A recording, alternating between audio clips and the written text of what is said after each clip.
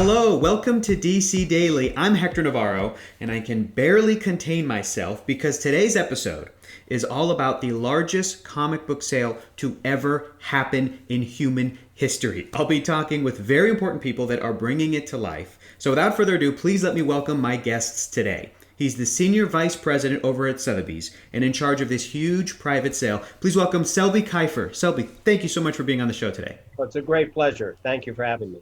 And he's our very own DC librarian and archivist. Normally I would say archivist, but I heard him pronounce it archivist, who knows where all the comics are buried. Please welcome Benjamin Leclear. Hi, good to see you again, Hector. Good to see you, Benjamin. I know that you're excited. I'm so incredibly excited that both of you could join us to talk about something that has never happened before. Selby, Sotheby's is conducting the most epic comic book sale in our lifetimes. And Benjamin, I cannot wait to hear your perspective. So let's just dive right into it. Here we go. This is one of the most incredible, monumental achievements of a collector that I've seen.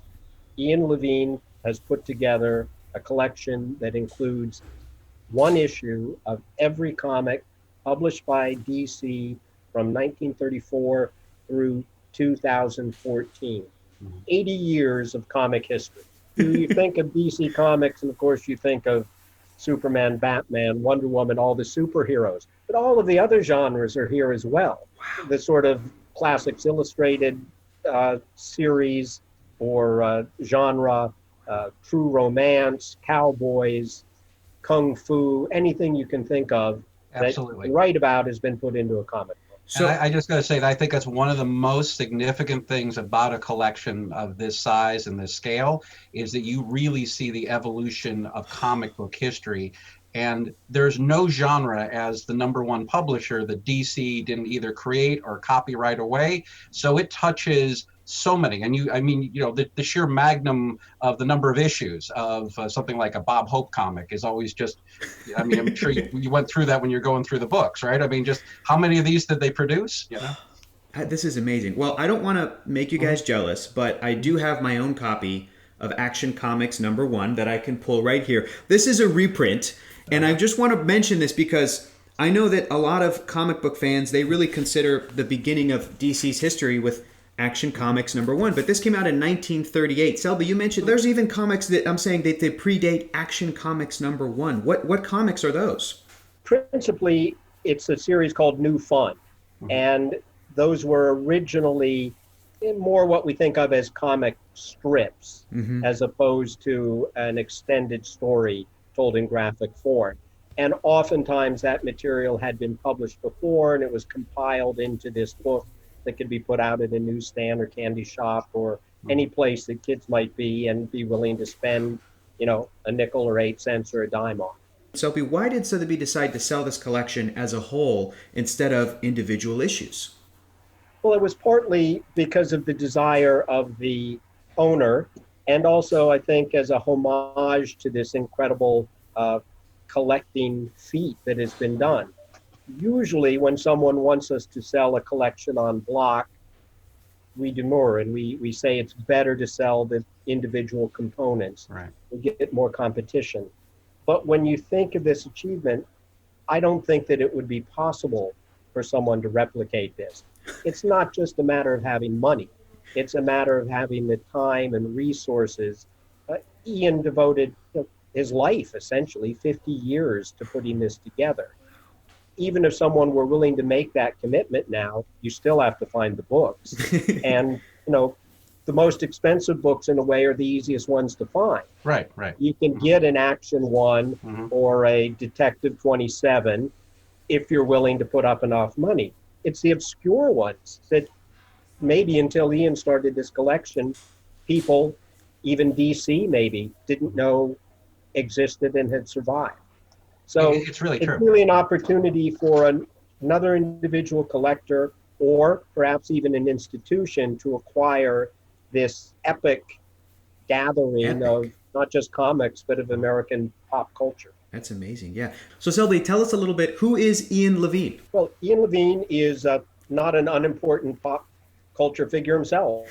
He's a famous Northern Soul DJ and helped to popularize that genre, very much involved in English film and television, great fan of Doctor Who and a great collector of Doctor Who.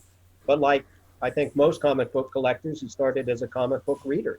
When his aunt bought him a Justice League of America issue in 1960, and he gradually evolved from reader to collector to obsessive, and he actually ended up selling his fantastic collection of Northern Soul discs, as well as his original prints of Doctor Who, to fund his DC collection.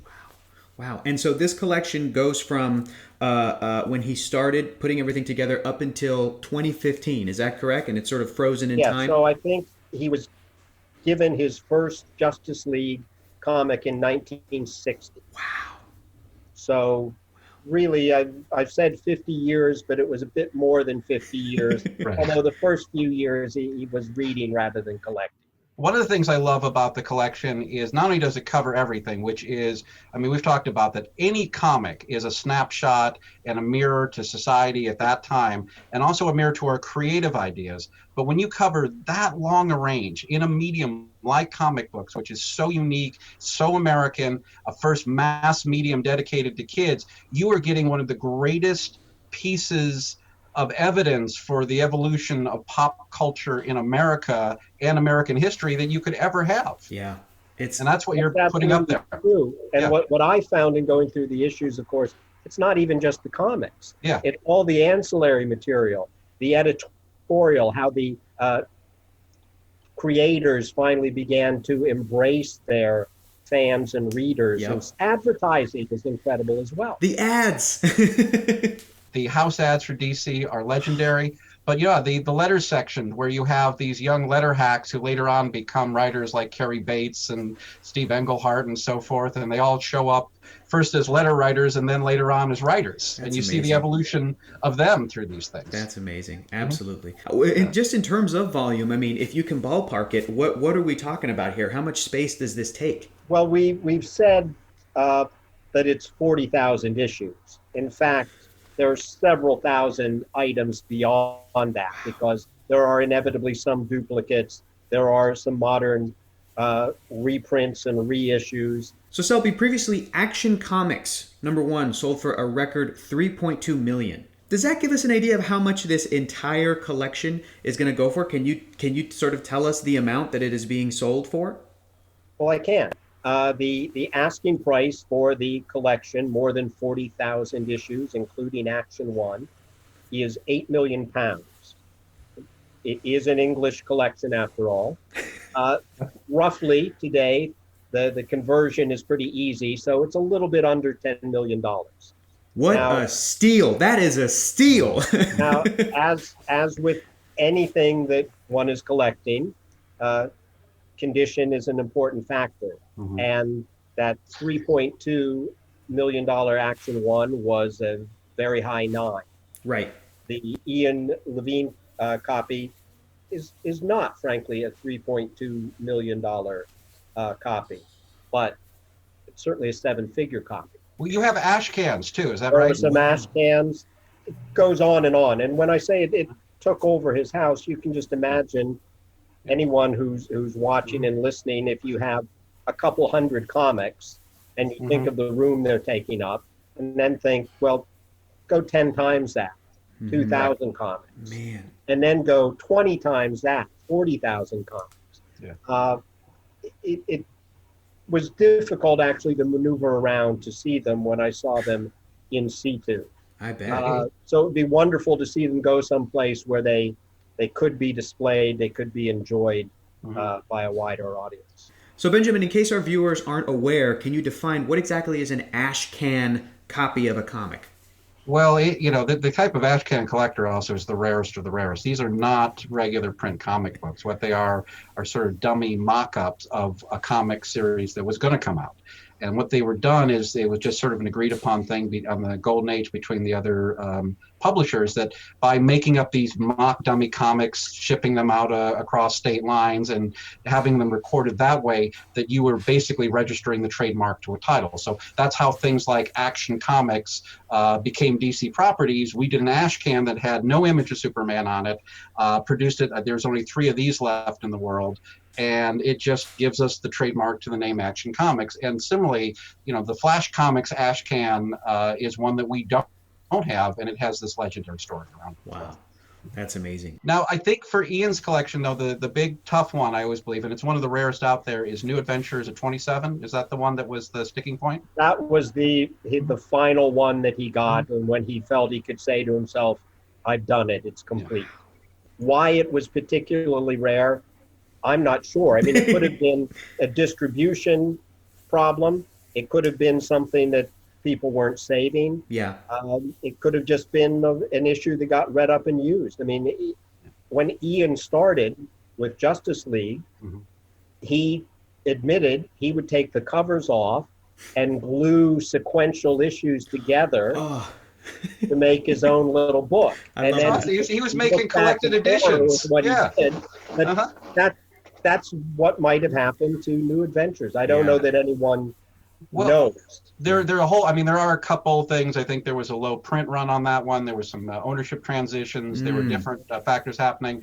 But the other part is that it's amazing that any comic survived. Not only do you have the attrition of time and paper, but there were paper drives in World War II, a censorship movement in the 50s where people are setting bonfires and they're using Superman #1 to do it. So, and every parent throwing stuff out, and floods and infestations. So to me, it's a miracle that anything survived.